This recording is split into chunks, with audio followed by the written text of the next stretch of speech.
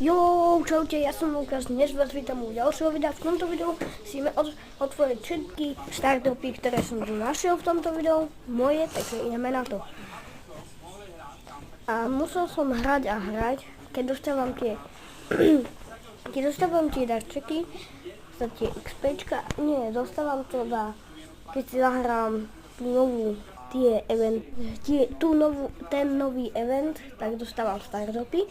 Takže ja som tuto si dal taký challenge, no a ukážem vám v druhom videu niečo divné.